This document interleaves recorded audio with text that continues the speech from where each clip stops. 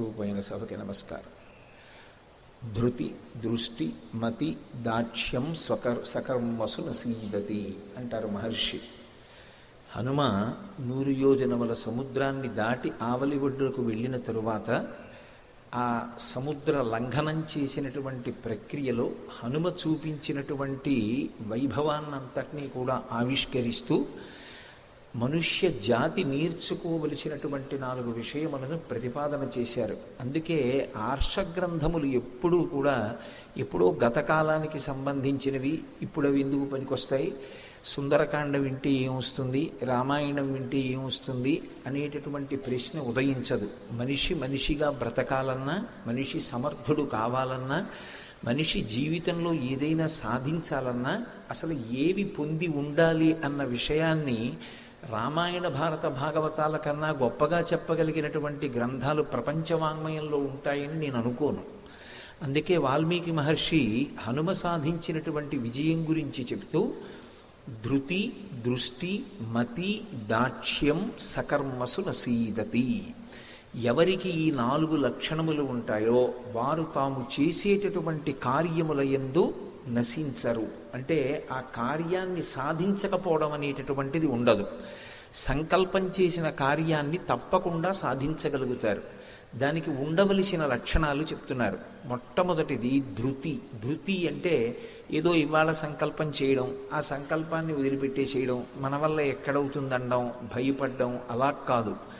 ఒక సంకల్పం చేస్తే ఆ సంకల్పాన్ని సాధించడానికి కావలసినటువంటి మానసికమైనటువంటి శక్తిని ముందు కూడా తీసుకోవడం, నేను ఎందుకు సాధించలేను అనేటటువంటి ఆత్మవిశ్వాసాన్ని ప్రోధి చేసుకోవడం.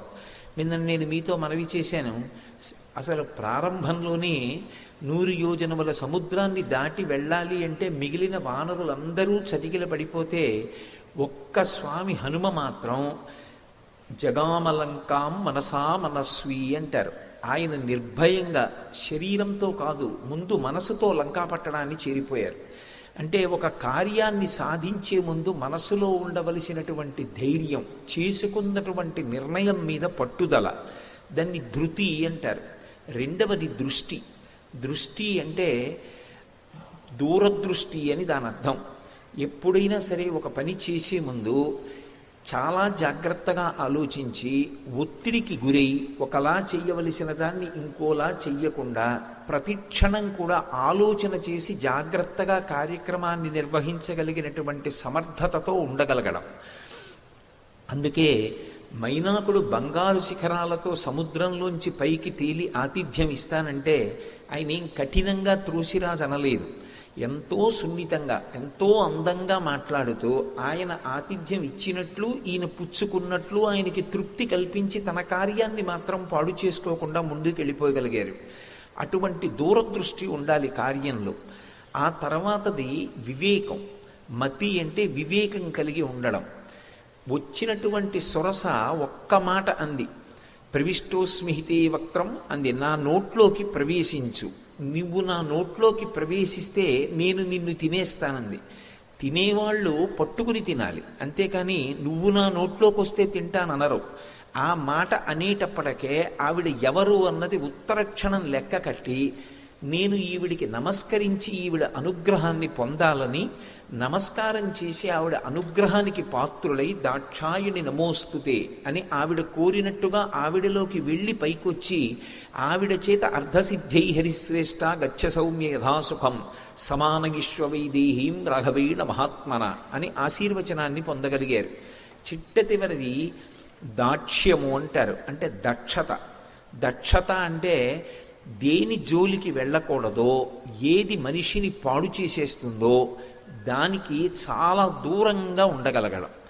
ఎక్కడ మమకారం చూపించకూడదు, ఎక్కడ మమకారం చూపిస్తే మనిషి నశించిపోతాడో, మమకారానికి అతీతంగా కర్తవ్యతా దృష్టితో శాస్త్రాన్ని దృష్టిలో పెట్టుకుని నిలబడగలిగినటువంటి అవసరం ఏర్పడినప్పుడు దక్షతతో అలాగే నిలబడగలగాలి. అంతేకాని కేవలం మమకారంతో ఒక విషయాన్ని ఇంకొక విషయంతో కలగాపులగం చేసి తాను నిర్వర్తించవలసిన కార్యాన్ని పాడు చేసుకోకూడదు. అందుకే ఆ దక్షతతో సింహికా భంజనం చేశారు తప్ప సొరసతో ఎలా ప్రవర్తించారో సింహికతో అలా ప్రవర్తించారు. అందుకే ఈ 4 లక్షణములు ఎవరి యందుంటాయో వారు ఖచ్చితంగా సంకల్పం చేసినటువంటి కార్యక్రమాన్ని సాధించి తీరుతారు. ఇది ఇవాళ హనుమ సాధించడం కాదు.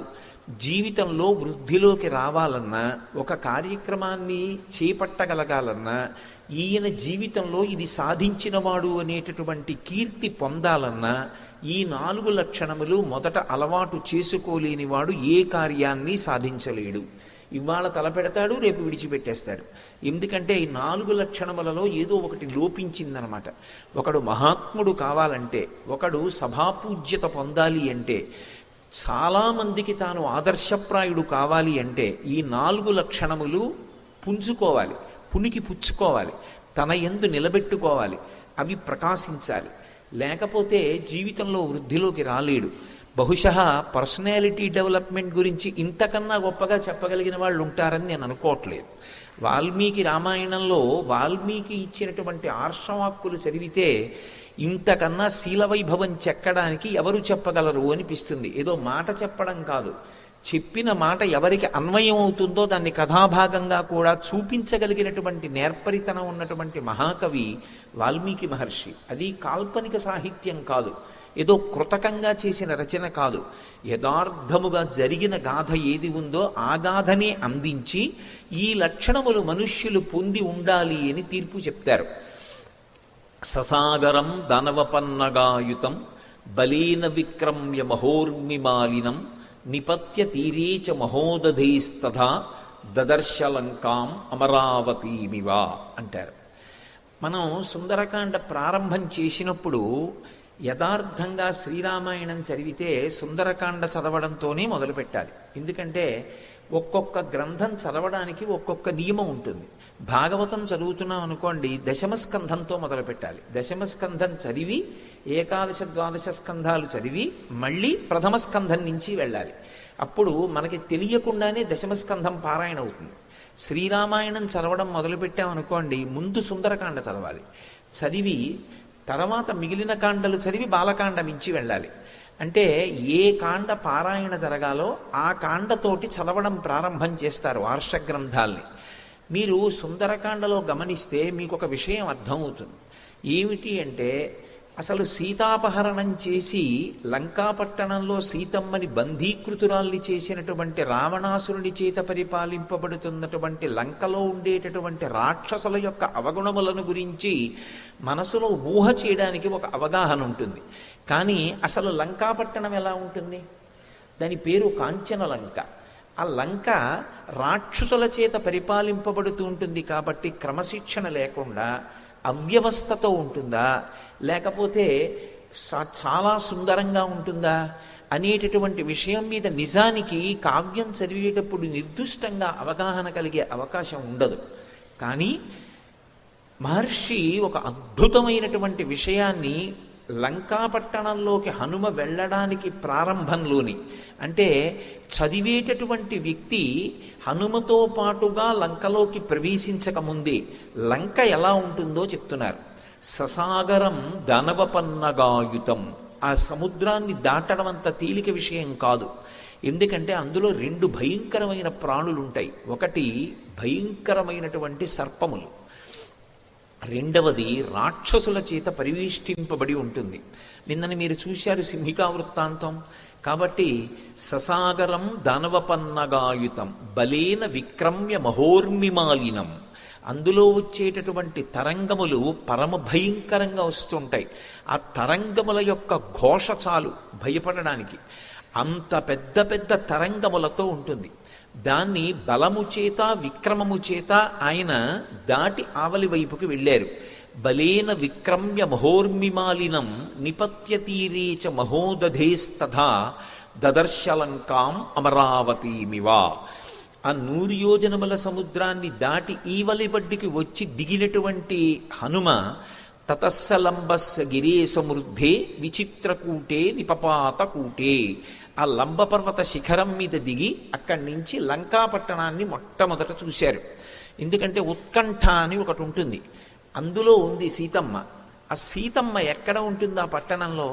అసలు ఆ పట్టణం యొక్క ఆను పాను ఏమిటి, అది ఎలా రక్షింపబడుతూ ఉంటుంది అది ఎలా ఉంది? అందుకని ఉత్తర క్షణం ఆయన దృష్టి దేని మీదకెళ్ళింది అంటే లంక వంక చూశారు. ఆ లంబ పర్వత శిఖరం నుంచి కూర్చుని చూస్తున్నారు. త్రికూటము అనేటటువంటి పర్వత శిఖరం మధ్యలో ఆకాశంలో వేలాడుతోందా అన్నట్టుగా ఉంటుంది లంక. అంత గొప్పగా చెక్కాడు దాన్ని విశ్వకర్మ. దాన్ని చూడగానే ఆయన మనసులో ఏ ఊహ కలిగిందో దాన్ని వాల్మీకి మహర్షి అందిస్తున్నారు. ఎందుకనంటే వాల్మీకి మహర్షికి చతుర్ముఖ బ్రహ్మగారి వరం. ఆయన ఒకసారి ఆచమనీయం తీసుకుని వచ్చి కూర్చుని శ్రీరామాయణ రచన ప్రారంభం చేస్తే కేవలముగా జరిగిన కథే కాదు, ఆ కథ జరిగినప్పుడు అందులో ఉండేటటువంటి వ్యక్తుల యొక్క మనసులలో పొందినటువంటి భావనలు కూడా ఆయనకి తెలుస్తాయి. ఎందుకంటే ఏదో జరిగిపోయిన కథ రచించారనుకోండి, ఆయా క్లిష్టమైన సన్నివేశాల్లో ఆ వ్యక్తుల మనసులలో ఏ పవిత్రత చెడకుండా భావనలు అలాగే ఉన్నాయా అన్నది అత్యంత ప్రధానమైన విషయం. అందున సీతమ్మ విషయంలో, హనుమ విషయంలో, రామచంద్రమూర్తి విషయంలో ఆయన ఏకపత్ని వ్రతం తెలియాలి, ఆవిడ పాతివ్రత్యం తెలియాలి.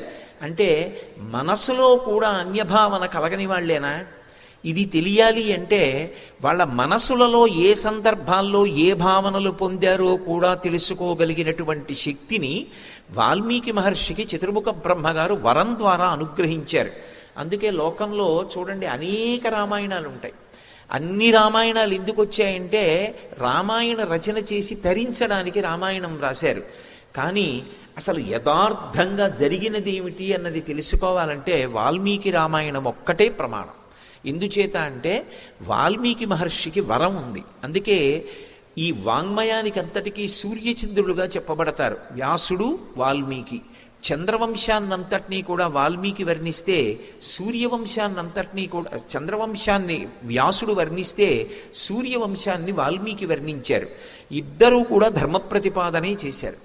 ఇందులో వాల్మీకి మహర్షి అందులో ఉన్నటువంటి వ్యక్తుల యొక్క మనసులలో ఉన్న భావనలను బ్రహ్మగారి వరంచేత తెలుసుకోగలిగినటువంటి సమర్థతను పొందినవారు. అందుకని దదర్శలంకాం అమరావతీమివా, హనుమకి లంక ఎలా కనపడిందో చెప్తున్నారు. హనుమకి లంక ఎలా కనపడిందో చెప్పడానికి ఏదో ఇలా చూసి అబ్బా చాలా బాగుంది అని ఒక ఉపమానం వేసేయడానికి ఆయన ఏం అసమర్థుడు కాడు, ఆయన విషయాలు తెలియనివాడు కాడు, ప్రాజ్ఞుడు కానివాడు కాడు.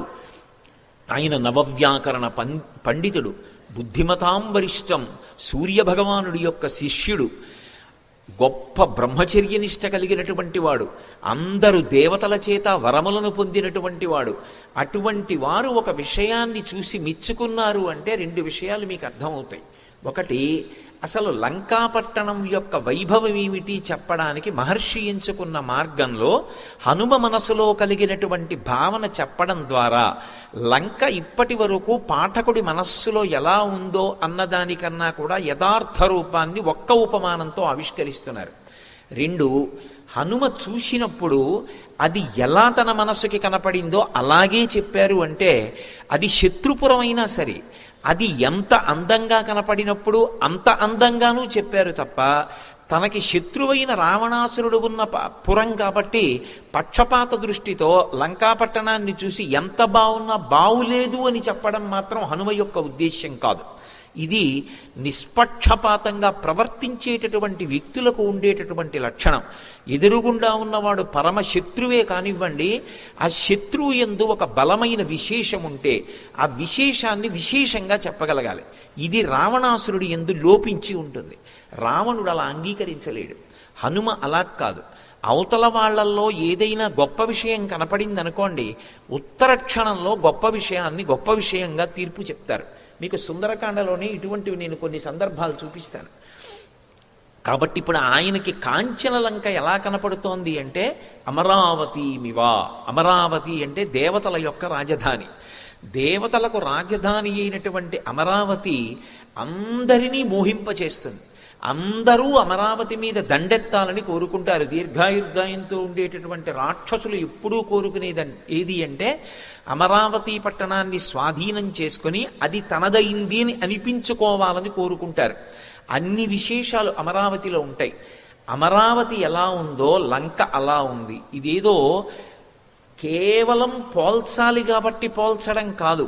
ఒకవేళ నిజంగా పోల్చడానికి ఇంకొక పట్టణాన్ని వెయ్యాలి అంటే పాపం ఆయన ఇప్పుడు ఎక్కడికి వెళ్ళలేదండి అందామా అంటే, వాలి ఒకప్పుడు సుగ్రీవుణ్ణి తరివితే సుగ్రీవుడి వెంట వెళ్ళినటువంటి హనుమ యావత్ భూమండలంలో ఉండేటటువంటి సమస్త నగరములను చూశారు. ఈ భూమండలంలో ఉన్నటువంటి ఏ నగరాన్ని కాంచనలంకతో పోల్చలేదు. అంటే నిజానికి కాంచనలంకతో పోల్చడానికి పోలిక కలిగినటువంటి నగరం ఈ భూమి మీద లేదు. దాంతో పోల్చాలంటే ఒకే ఒక్క నగరం ఉంది. అదేది అంటే దేవతల రాజధాని అమరావతి. ఎంత అందంగా ఎంత వైభవోపేతంగా ఉంటుందో, అసలు ఇలా కన్నెత్తి చూడగానే అలా అనిపించింది. అంటే ఇక అందులోకి వెళ్ళినటువంటి వాడు తాను ఏ పని మీద వచ్చాడో జ్ఞాపకం పెట్టుకోవడం సాధ్యమా? మీరు ఒక్కటి ఆలోచించండి. ఇది సుందరకాండ. మహర్షి ఇది సుందరకాండ, ఇది సుందరకాండ వైభవం అని చెప్పరు, చెప్పకుండా చెప్తూ ఉంటారు. ఇలా చూడగానే అమరావతిమివ అనిపిస్తే అందులో ఎక్కడో బంధీకృతురాలయ్యున్నటువంటి సీతమ్మని వెతకడానికి వెళ్ళినటువంటి హనుమ సీతమ్మని వెతుకుతారా? సీతమ్మని వెతకకుండా లంకాపట్టణం యొక్క సౌందర్యాన్ని చూసి లంకాపట్టణం యొక్క సౌందర్యానికి ఆకర్షితులై నిలబడిపోతారా? అలా నిలబడిపోతే ఆయనకి ఆంతర సౌందర్యం లేదు, అప్పుడు ఆయన సుందరుడేగాడు. కాదు కాదు, అంత గొప్పగా అనిపించినటువంటి లంకాపట్టణం యొక్క మెరుగులు చూసి దానికి పరిపాలకుడైనటువంటి రావణుణ్ణి చూసి ఉన్నాడో లేడో అన్న అనుమానాస్పదమైనటువంటి జీవితంతో ఉన్న రామచంద్రమూర్తి యందు మనసులో కూడా అన్యభావన రాకుండా అందులోనే ఆ తల్లి రామచంద్రమూర్తి పాదములనే ధ్యానిస్తూ ఉండిపోయింది. అంటే రాముణ్ణి నేను చేరుతానన్న బలమైన నమ్మకం తన పాతివ్రత్యమే, రాముని యందున్న పూజ్యభావనే. అంటే ఆవిడ కన్నా సుందరి ఎవరు లోకంలో? సనాతన ధర్మానికి ఆయువు పట్టు పాతివ్రత్యం. అటువంటి పతివ్రత అక్కడుంది. ఇక్కడ సుందరాతి సుందరుడైన హనుమ ఉన్నారు. ఎందుకని సుందరాతి సుందరుడు అంటే, ఇంత గొప్ప లంక అయినా ఆయన దాని శోభకి వశుడు కాడు. ఆయన సీతమ్మ కాకపోతే అందులో ఏ ఒక్క విషయాన్ని మనసులోకి వెళ్ళనివ్వరు. సీతమ్మ తప్ప అన్య విషయాలు ఆయనకు అక్కర్లేదు. అలా నిలబడగలిగినటువంటి సుందరుడు ఆయన, అలా నిలబడగలిగినటువంటి సుందరి ఆవిడ. ఆ సుందరిని వెతకడానికి బయలుదేరుతున్నటువంటి సుందరుడు తీరా బయలుదేరి వెళ్ళిన తర్వాత ఆవిడ ఎలా కనపడిందో చెప్పడం వాల్మీకి మహర్షి కవితా సౌందర్యం. ఆ అద్వైతానుభూతిని అంత గొప్పగా ఆవిష్కరిస్తారు. అందుకే ససాగరం దానవపన్నగాయుతం బలేన విక్రమ్య మహోర్మిమాలినం నిపత్యతీరే చ మహోదధేస్తథా దదర్శలంకాం అమరావతీమివ. ససాగరమానాధృష్య అతిక్రమ్య మహాబలః త్రికూట శిఖరే లంకాం స్థితాం స్వస్థో దదర్శ అంటారు.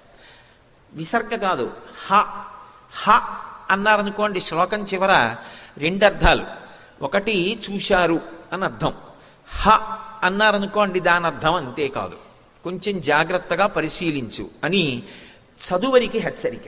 రెండిటినీ ఏకకాలంలో సాధించడం అది కవి యొక్క ప్రజ్ఞా విశేషం. అందుకే తరువాతి కాలంలో వాల్మీకిని అనుసరించారు, ఆయన్ని అనుకరించారు, రెండూ చేశారు కవులందరూ. ఆయన అంటారు, ససాగర మానాదృశ్య అతిక్రమ్య మహాబలః త్రికూట శిఖరే లంకాం స్థితాం స్వస్థో దదర్శ.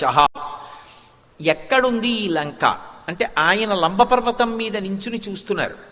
అది ఉన్నది త్రికూటం మీద ఉంది. త్రికూటం మీద ఆకాశంలో వ్రేలాడుతోందా అన్నట్టుగా ఉంటుంది. అది కాంచనలంక, అందుకని మెరిసిపోతూ ఉంటుంది. దాని కాంతుల చేత సముద్రము పచ్చగా ఉంటుంది, ఆకాశము శోభిస్తూ ఉంటుంది. ఆ లంకాపట్టణాన్ని సముద్రం యొక్క కెరటములు వచ్చి కొడుతూ ఉంటాయి. అందులో సీతమ్మ ఉంది, అందులో రావణాసురుడు ఉన్నాడు. ఆ లంకాపట్టణంలోకి హనుమ ప్రవేశించాలి. ఏమిటి విశేషం అంటే, అది త్రికూటం అనేటటువంటి పర్వత శిఖరం మీద ఉంది. నిజానికి ఆ లంక ఏదో కాదు, ఆ లంక ఈ శరీరమే. ఈ శరీరము లంక దక్షిణ దిక్కుకు వెళ్ళిపోతుంది. దక్షిణ దిక్కున ఎప్పుడూ కూడా ఊరికి రుద్రభూమి ఉంటుంది. ఎంత గొప్ప శరీరం కానివ్వండి, చిట్ట చివర లంక చేరవలసింది దక్షిణ దిక్కుకి. దక్షిణ దిక్కున ఉండేటటువంటి లంకని సముద్ర కెరటాలు వచ్చి కొడుతూ ఉంటాయి. కెరటం కొడుతుంది వెళ్ళిపోతుంది, మళ్ళీ వస్తుంది కొడుతుంది వెళ్ళిపోతుంది. ఆకలి, దప్పిక, శోకము, మోహము, జరా, మరణము, ఈ 6 కూడా కెరటాలు. ఇవి మారి మారి వస్తూ ఉంటాయి, కొడుతూ ఉంటాయి, వెడుతూ ఉంటాయి. కాసి ఆకలేస్తుంది, ఏదో తింటాడు, తీరుతుంది. మళ్ళీ కొంతసేపటికి మళ్ళీ ఆకలేస్తుంది, మళ్ళీ తగ్గుతుంది. దాహం వేస్తుంది, నీళ్లు పోస్తాడు, తగ్గుతుంది, మళ్ళీ పెరుగుతుంది, మళ్ళీ కొడుతుంది. ఇక్కడ ఉన్నటువంటి లంకలోనే ఇక్కడే ఉంది బ్రహ్మ విద్యాస్వరూపిణి అయినటువంటి త్రిపుర సుందరీ తత్వమైనటువంటి అమ్మవారు ఇక్కడే క్రీడిస్తోంది. అందుకని ఆ త్రికూటము అంటే వేరేదో కాదు, ఇక్కడే పురత్రయే క్రీడతి యశ్చ జీవాహ తతశ్చుజాతం సకలం విచిత్రం అంటుంది ఉపనిషత్తు. మూడుగా ఇక్కడే క్రీడింపచేస్తుంటుంది ఆవిడ. అందుకే ఆవిడికి త్రిపుర సుందరి అని పేరు. నాలుగులోకి వెళ్ళనివ్వదు, మూడులోనే తిప్పుతుంది. భూత భవిష్యత్ వర్తమాన కాలములు ఎప్పుడు ఏముంటుంది? 1974లోనండి, 1996లోనండి అంటాడు. లేకపోతే ఇప్పుడు జరుగుతున్న కాలం, రాబోయే కాలం, మూడే. లేదా జాగ్రత్త, స్వప్న, సుషుప్తి. జాగ్రత్త అంటే ఇంద్రియములు తెలివిగా ఉంటాయి, స్వప్న ఇంద్రియములు మనసులోకి వెళ్ళిపోతాయి. కానీ మనసు తెలివిగా ఉండి ఇంకా సృష్టి రచన చేస్తూ ఉంటుంది, ఏవో తీరని కోరికలను ఊహిస్తూ ఉంటుంది. కాబట్టి స్వప్న. సుషుప్తి యందు బడలిపోయినటువంటి మనసు ఇంద్రియములను తీసుకుని ఆత్మలోకి వెళ్ళిపోతుంది, అది సుషుప్తి. మళ్ళీ తెలివచ్చిందనుకోండి, మళ్ళీ జాగ్రత్త. ఈ మూడిటిలోనే తిరుగుతుంటాడు. ఎన్నేళ్లు బ్రతకనివ్వండి, ఈ మూడు అవస్థల్లోనే తిరుగుతూ ఉంటాడు. కాబట్టి ఆమెకి త్రిపుర సుందరి అని పేరు. త్రిపుర సుందరి అంటే ఈ మూడిటిలో తిప్పుతుంది. చిత్రం ఏమిటంటే త్రిపురాంతకుడు ఆయన, పరమశివుడు త్రిపురాంతకుడు, ఆవిడ త్రిపుర సుందరి. వీళ్ళిద్దరూ ఆది దంపతులు. ఎంత విచిత్రం! రెండూ పరస్పర భిన్నమైనటువంటి విషయాలు. ఆయన త్రిపురాంతకుడు ఎలా అయ్యాడు అంటే, ఆయన అనుగ్రహం కలిగిన వాడు ఈ మూడు దాటి నాలుగులోకి ఎడతాడు. ఆ నాలుగు తురీయం. అందుకే ఆయన ఆత్యంతిక ప్రళయం చేస్తాడు. ఆత్యంతిక ప్రళయం అంటే జ్ఞానం ఇస్తాడు. ఆ జ్ఞానం ఇస్తే సర్వావస్థ వివర్జిత అంటారు వ్యాసుల వారు లలితా సహస్రంలో. 3 అవస్థలు దాటిపోతాడు. దాటిపోయి 4వ అవస్థలో తురీయంలో నిలబడి ఈ శరీరం పొందుతున్నటువంటి అవస్థల్ని సాక్షిగా చూస్తాడు. భగవాన్ రమణుల్ని ఎవరో అడిగారు, అయ్యా రాత్రి బాగా నిద్రపోయారా అని అడిగారు. ఆయన అన్నారు, ఓ ఇది బాగా నిద్రపోయింది అన్నారు. అంటే మరి ఇది నిద్రపోతే మీరు? ఇది నిద్రపోతుంటే నేను సాక్షిని, నాకు నిద్ర లేదు, నేను ఎప్పుడూ జాగరూకుడని. అది తురీయం అంటే. అందుకే ఆయన ఎప్పుడు నేననేవారు కాదు, ఇది అనేవారు. ఇది వేరు, నేను వేరు, నేను ఆత్మ, ఇది శరీరం, నా చేత ధరింపబడింది. ఇది నోటితో చెప్పడం కాదు, అనుభూతి ఎందు నిలబడాలి. అలా నిలబడితే తురీయమునందున్నాడు అంటారు. పరమశివానుగ్రహం కలిగితే 3 దాటి 4లోకి ఎడతాడు. అందుకే ఆ 3 దాటి 4లోకి వెళ్ళనంత కాలం ఆ 3లో తిరుగుతూ ఉంటాడు. అది లంకలో ఉన్నటువంటి జీవుని యొక్క స్థితి. అది చెప్పడానికి అదిగో త్రికూట శిఖరే లంకాం స్థితాం స్వస్థో దదర్శః అన్నారు. అక్కడ సంతతాన్ వివిధై వృక్షై సర్వత్తు ఫలపుష్పితై ఉద్యానాని చ రమ్యాణి దదర్శ కపికుంజరః. బాహ్యంలో లంకాపట్టణం ఎంత అందంగా ఉందో వర్ణిస్తారు. ఇంట్లో ఏదో ఒక 2 చెట్లు ఉన్నాయనుకోండి, ఏదో 2 మామిడి చెట్లు ఉన్నాయనుకోండి, మామిడి చెట్టు ఎప్పుడూ శోభస్కరంగా ఉంటుంది. కానీ వసంత ఋతువు వస్తేనే పువ్వు పూస్తుంది, కాయ కాసి పండు పండుతుంది. ఒక్క మామిడి చెట్టే ఉందనుకోండి, అది వసంత ఋతువులోనే అందంగా ఉంటుంది. అలా కాకుండా అన్ని ఋతువులలోనూ పుష్పించి ఫలించేటటువంటి చెట్లు ఇంట్లో ఉన్నాయనుకోండి చుట్టూ, ఏ ఋతువు రానివ్వండి, ఆ ఋతువులో ఏ చెట్టు పుయ్యాలో, ఏ చెట్టు కాయాలో, పండాలో అది విరగకాసి పండి ఉందనుకోండి, ఎంత అందంగా ఉంటుంది ఇంట్లో. ఈ చెట్టు మార్చి ఆ చెట్టు, ఆ చెట్టు మార్చి ఆ చెట్టు, ఋతువు మారుతుంటే ఇదిగో ఇప్పుడు ఇది కాస్తుంది, ఇది కాస్తుందని ఆ చెట్ల వంక చూసి సంతోషిస్తూ ఉంటాడు. లంకాపట్టణానికి ఉన్నటువంటి అందం ఏమిటంటే, సంతతాన్ వివిధై వృక్షై సర్వత్తు ఫలపుష్పితై. సమస్త ఋతువులలో కూడా ఏ ఏ పువ్వులు ఏ ఏ కాయలు కాస్తాయో ఆ చెట్లన్నీ కూడా గుంపులు గుంపులుగా వనాలుగా పెంచబడ్డాయి. అవి సర్వత్తు ఫలపుష్పితై ఉద్యానాని చ రమ్యాణి, అత్యంత రమ్యమైనటువంటి ఉద్యానవనాలు. అందుకే మహర్షి ఒక చోట సుందరకాండ గురించి వర్ణన చేసిన విధానాన్ని దృష్టిలో పెట్టుకుని అంటారు, సుందరే సుందరో రామ, సుందరే సుందరీ కథ, సుందరే సుందరీ సీత, సుందరే సుందరం వనం, సుందరే సుందరం మంత్రం, సుందరే సుందరం కపి, సుందరే సుందరం కావ్యం, సుందరే కిమ్న సుందరం.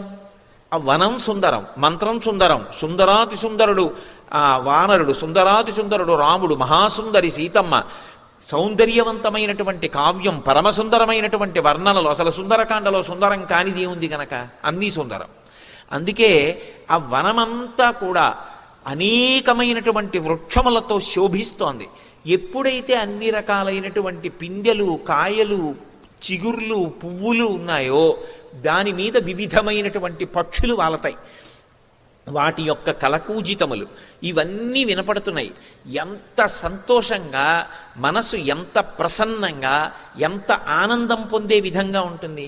మీరు సౌందర్యము అన్న మాటలో ఒక విషయాన్ని గమనించాలి. భౌతికంగా మీరు ఎంత అందాన్ని తీసుకురండి, ఎంత మంచి భవనాన్ని నిర్మాణం చేయండి, అది ఆ అందం నిర్జీవమైనటువంటి అందం, అది కృతకంగా తెచ్చినటువంటి అందం. తనంత తానుగా శోభస్కరమైన అందం ఏది అంటే ప్రకృతిలో వచ్చేటటువంటి అందం ఏదో ఆ అందం మనిషిని పరమ సంతోషాన్ని పొందేటట్టు చేస్తుంది. ఆ అందం మనిషికి శాంతినిస్తుంది. సంతతాన్ వివిధై వృక్షై సర్వర్తు ఫలపుష్పితై ఉద్యానాని చ రమ్యాణి దదర్శ కపికుంజర. ఇవన్నీ కూడా చూసి ఆయన, మనమంటే మనుష్యులం, శరీరం, ఉపాధి, దీన్ని బట్టి స్వభావం ఒకటి ఉంటుంది. అక్కడ అన్ని చెట్లు కనపడ్డాయి, అన్ని చెట్లకి అన్ని కాయలు ఉన్నాయి, అన్ని పళ్ళు ఉన్నాయి. ఆయన యొక్క ఉపాధి వానర ఉపాధి. అన్ని కాయలు, అన్ని పళ్ళు, అన్ని తేనె పట్లు, అన్ని పక్షులు చూస్తే ఆయన ఏం చేయాలి? చటుక్కున ఏరి ఓ చెట్టెక్కి కూర్చోవాలి, ఓ కాయో పండో తీయాలి, నోట్లో పెట్టుకోవాలి. ఏం పొద్దున్న ఎప్పుడు బయలుదేరారో తెల్లారకట్ట, ఎప్పుడో బయలుదేరి 100 యోజనముల సముద్రాన్ని దాటి ఏవల ఒడ్డుకు వచ్చారు. ఓ పండు తింటే మీరు తప్పట్టుకుంటారా, నీ తప్పట్టుకుంటానా? నేను ఉపవాసం చేసి సీతమ్మని వెతుకుతానని ప్రమాణం చేశారా ఏమి? యథారాగమ నిర్ముక్త శరస్య సన విక్రమ గచ్చైతత్తద్గమిష్యామి లంకాం రావణపాలితాం అన్నారు. కానీ ఇన్ని పైకి పండినవి, చిగుర్లు వేసినవి, పుష్పించినవి, కాసినవి చెట్లుంటే వానర ఉపాధి కలిగినటువంటి హనుమ అది సీతమ్మ కాదని ఒక్క చెట్టు ఎక్కలేదు, ఒక్క కాయ కొయ్యలేదు. అసలు సౌందర్యం ఎక్కడుంది సుందరకాండలో? అది హనుమత్ సౌందర్యం. చెప్పారా మహర్షి అలాగని చెప్పరు. ఏ ఉపాధి దేని చేత ఆకర్షింపబడుతుందో దాని చేత ఆకర్షింపబడకుండా తాను వెళ్ళిన కార్యాన్ని దృష్టిలో పెట్టుకుని నిలబడగలిగినటువంటి ప్రజ్ఞ కలిగినటువంటి సాధకుడున్నాడే వాడు శ్లాఘనీయుడు. ఇది హనుమత్ సౌందర్యం. ఇది ఎక్కడ వాల్మీకి మహర్షి రచనలో ఉండే గొప్పతనం ఏమిటంటే కితాబులు ఇవ్వరు. చూశారా ఎంత గొప్ప పని చేశాడో అనరు. సుందరకాండ మీరు ఒక్క శ్లోకం చదివి కళ్ళు మూసుకుంటే హనుమ చెట్టు మీదకి ఎక్కువ కాయ తినకుండా ఎలా ఉండగలిగారు అని మీకు ఆశ్చర్యం వేసి, ఏమి హనుమత్ సౌందర్యం మహానుభావుడిదే. అందుకే ఆయన పాదాలు పట్టుకున్నా, ఆయన పేరు చెప్పినా, ఇన్ని కీర్తించినా, స్తోత్రం చేసినా బుద్ధిర్బలం యశో ధైర్యం నిర్భయత్వ మరోగత అజాడ్యం వాక్పటత్వం చ హనుమత్ స్మరణాత్ భవేత్. ఆయన్ని స్మరించినంత మాత్రం చేత అన్ని గుణములు కలుగుతాయి. అందున ఇవాళ జాతి ఉన్నటువంటి పరిస్థితుల్లో హనుమత్ స్మరణం అత్యంత అవసరం. ఎందుచేత అంటే జాతి జడత్వాన్ని పొందింది. జడత్వము అంటే ప్రతిస్పందించేటటువంటి శక్తిని కోల్పోవడం. ప్రతిస్పందించి ఇది నా సంస్కృతి, నేను దీన్ని కాపాడుకుంటాను, ఈ సంస్కృతిలో పుట్టినందుకు నేను గర్వపడుతున్నాను, ఈ దేశంలో పుట్టడం నేను ఎన్ని కోట్ల జన్మలు చేస్తే వచ్చినటువంటి తపస్సు, ఇటువంటి దేశంలో పుట్టినందుకు గర్వపడుతున్నాను, నా జీవితాంతం ఈ దేశంలో ఉండే అదృష్టం పొందాను, ఒక్క క్షణం కూడా ఈ దేశంలో లేకుండా ఇంకో చోట ఉండి సంకల్పం చెప్పుకోవలసిన అవసరం నాకు అక్కర్లేదు, ఇక్కడే ఉండి సంతోషిస్తాను, ఈశ్వరుడిచ్చిన వరాన్ని కాపాడుకుంటాను అని అనుకోగలిగినటువంటి సంస్కృతిని విడిచిపెట్టి ఏదో గొప్పదనుకుంటున్న రోజుల్లో మన గొప్పదనం ఏమిటో తెలుసుకొని స్పందించగలిగిన హృదయం రావాలి అంటే హనుమత్ స్మరణం జరగాలి. హనుమ యొక్క వైభవం తెలియాలి లోకానికి. దానికి సుందరకాండ పారాయణ, సుందరకాండ శ్రవణము, సుందరకాండ పఠనము అత్యంత ఆవశ్యకములు. సంస్కృతిని నిలబెట్టగలిగినది ఏది అంటే శ్రీరామాయణమే. అందుకే మనుష్యుడుగా ఎంతకాలం బ్రతుకుతాడు అంటే రామాయణం బ్రతికున్నంతకాలమే. రామాయణం బ్రతికుండడం అంటే రామాయణం చదువుకున్నంత కాలమే. రామాయణం ఏదో ఒక సంప్రదాయంలో ఉన్న వాళ్ళ హక్కు కాదు, ఒకరి సొత్తు కాదు. రామాయణం మనుష్యుడిగా పుట్టిన ప్రతివాడికి చెందినటువంటి వస్తువు. రాముడు నరుడిగా వచ్చాడు తప్ప రాముడు ఒక సంప్రదాయానికి చెందినవాడిగా రాలేదు. అందుకే రామాయణం రాముడు అందరికీ ఆదర్శనీయుడు తప్ప ఎవరో కొందరికే చెందినవాడు రాముడు అనుకుంటే అంతకన్నా పొరపాటైన విషయం ఇంకొకటి ఉండదు. అందుకే ససాగరమానాదృశ్య అతిక్రమ్య మహాబల త్రికూట శిఖరే లంకాం స్థితాం స్వస్థో దదర్శ హంసకారండవా కీర్ణాహమాపి పద్మోత్పలాయుతా అక్రీడాన్ వివిధాన్ రమ్యాన్ వివిధాంశ్చ జలాశయాన్. అబ్బో ఏమి వర్ణనలు చేసేశారో మహానుభావుడు అసలు ఆ లంకా సౌందర్యం గురించి. అసలు ఇంకా విచిత్రం ఏంటంటే ఆయన లంకలోకి వెళ్ళలేదు. ఇదంతా ఎక్కడి నుంచి చూస్తున్నారంటే లంబపర్వత శిఖరం మించి చూస్తున్నారు. త్రికూటంలో ఉన్నటువంటి లంకని ఎత్తు మించి చూసినప్పుడు కనపడిన విశేషం చెప్తున్నారు. అక్కడ హంసకారండవాకీర్ణాహవాపీ పద్మోత్పలాయుతా అక్రీడాన్ వివిధాన్ రమ్యాన్ వివిధాంశ్చ జలాశయాన్. చెట్లు, చెట్లకి పువ్వులు, కాయలు ఇవి ఎంత శోభస్కరంగా ఉంటాయో, నీటిని ఆశ్రయించి ఉండేటటువంటి పక్షులు, నీటిలో తిరిగేటటువంటి చేపలు, వాటి వంక చూడడం మీకు తెలియకుండానే మీ మనసు ఎంత ఉద్విగ్నతని పొంది ఉండనివ్వండి, ఎంత అశాంతిని పొంది ఉండనివ్వండి. మీరు అసలు అటువంటి సన్నివేశం వంక ఒక్కసారి చూశారనుకోండి, ఉత్తర క్షణం ఆగిపోతారు. అందుకే ఏడుస్తున్న పిల్లాడు కూడా మీరు ప్రకృతి సిద్ధంగా ఎవరి యొక్క ఆ పోషణలో, అంటే నాకు కావాలన్నట్టుగా నేను ఆ సరోవరాన్ని తీర్చిదిద్దడం కాదు, అది ప్రకృతి పరంగా అలాగే ఉన్నటువంటి ఒక సరోవరం దగ్గరికి వెళ్ళి చూడండి. చూస్తే మీకు కొన్ని అద్భుతాలు కనపడతాయి. అసలు ప్రకృతిలో ఉండేటటువంటి అద్భుతాలు చిత్ర విచిత్రంగా ఉంటాయి. కాబట్టి హంసకారండవాకీర్ణాహవాపీ పద్మోత్పలాయుతా అక్రీడాన్ వివిధాన్ రమ్యాన్ వివిధాంశ్చ జలాశయాన్. అంత సుందరంగా ఉన్నటువంటి లంకాపట్టణంలో బాహ్య సౌందర్యం ఇది. పట్టణం అంత అందంగా ఉంది, ప్రకృతి అంత అందంగా ఉంది. అక్కడున్న మనుష్యులు అంటే రాక్షసులు, వాళ్ళ మనసుల నిండా దుర్గుణాలు. వాళ్ళల్లో ఈ పక్షుల అందం కానీ, చెట్టు అందం కానీ, చెట్టు యొక్క పువ్వుల అందం కానీ, అక్కడ జలాశయం అందం కానీ రాక్షసుల మనసులలో మాత్రం ఉండవు. అయోధ్యలో ఈ బాహ్య సౌందర్యాలు ఉండవు, మనుష్యుల మనసులు మాత్రం ఎంత గొప్పగా ఉంటాయో. నా కుండలి, నా మకుటి, నా స్రగ్వి, నాల్పభోగవాన్, నా హస్తాభరణో, నాపి విద్యతే, నాప్యనాత్మవాన్ అని బాలకాండలో వర్ణిస్తారు మహర్షి. అక్కడ చేతికి కంకణం వేనివాడు ఉండడు, మెడలో పూలదండ వేసుకోనివాడు ఉండడు, ఉన్నదానితో తృప్తి తప్ప అసంతృప్తి ఉన్నవాడు ఉండడు, ఇంటికి అతిథిని పిలిచి అన్నం పెట్టనివాడు ఉండడు. అన్నీ మంచి గుణాలు అయోధ్య. బాహ్యంలో అందంగా ఉండి కడుపులో కుళ్ళంతా ఉండేటటువంటిది లంకాపట్టణం. ఏది నిజమైన సౌందర్యం? ఇది ప్రకృతి సౌందర్యం, అది వ్యక్తి సౌందర్యం. అది ఒక రాజు సాధించిన విజయం, రాజ్యాన్ని అలా ఉంచడం. ఇది ఒక రాజు ఇటువంటి వాళ్ళని చేరదీసుకుని బ్రతుకుతున్న విధానం. అక్కడ రాక్షసులు ఎలా ఉంటే ఇక వాళ్ళ నాయకుడు ఎలా ఉంటాడు, ఇక వేరే చెప్పాలా? ఇది చెప్పకుండా చెప్పే సౌందర్యం. ఎంత అందంగా మాట్లాడతారో మహర్షి. అందుకే ఆయన అన్నారు, ఈ లంకాపట్టణం ఇంత గొప్పగా ఉందే, ఇటువంటి లంకలోకి ఇంత కట్టుదిట్టంగా ఉంచాడు. సీతాపహరణైర్ధేన రావణేన సురక్షితాం సమంతా ద్విచరద్భిశ్చ రక్షసైరుగ్రధన్విభి. అసలే లంకలో ఉన్నవాడు రావణుడు. ఆయన నిత్యం చేసేటటువంటి పని, ఆయనకి నచ్చిన విషయం ఏది ఉన్నా సరే ఇక మళ్ళీ అవతలవాడి బాధతో ఆయనకి సంబంధం లేదు, దాన్ని తనదిగా అనుభవిస్తాడు. అందుకే ఎన్ని శాపాలు పొందాడు. నందీశ్వరుడి దగ్గరికి వెళ్ళాడు, నందీశ్వరుణ్ణి అధిక్షేపించాడు వానరముఖమని. పైన పరమశివుడు ఏకాంతంగా ఉన్నాడయ్యా పార్వతీదేవితో అంటే, నాలాంటి వాడు వచ్చినప్పుడు ఏకాంతంతో కూర్చున్నాడా? దేశకాలాదులు తెలియక్కర్లేదా? వచ్చినవాడెవరో తెలియక్కర్లేదా? ఏమిటా ఏకాంతం? బయటికి పరిగెత్తుకొచ్చేట్టు చేస్తానని కైలాసాన్ని కదిపాడు. అంతటి అహంకారం.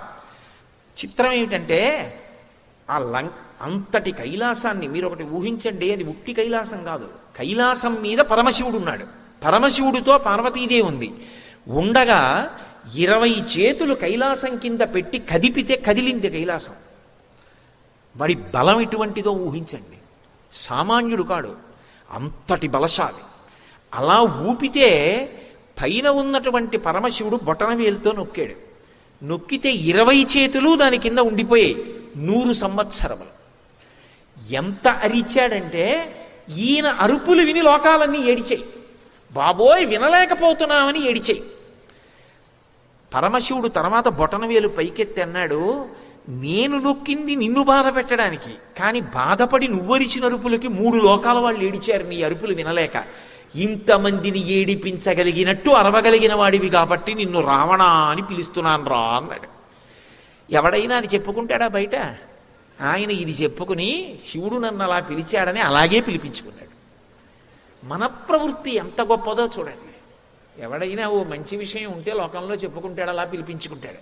ఆయన దీన్ని చెప్పుకుని రావణ అని పిలిపించుకున్నాడు అందరితోటి. కాబట్టి చేసేవన్నీ దుష్టమైనటువంటి కార్యాలు. కాబట్టి లోకమంతా శత్రువులే. నేను కాకినాడలో మా గోశాలకు ఎడుతుంటే ఒక ఆయన ఉంటాడు, పెద్ద ఆయన ఇంటి ముందు చెట్టు ఉంటుంది.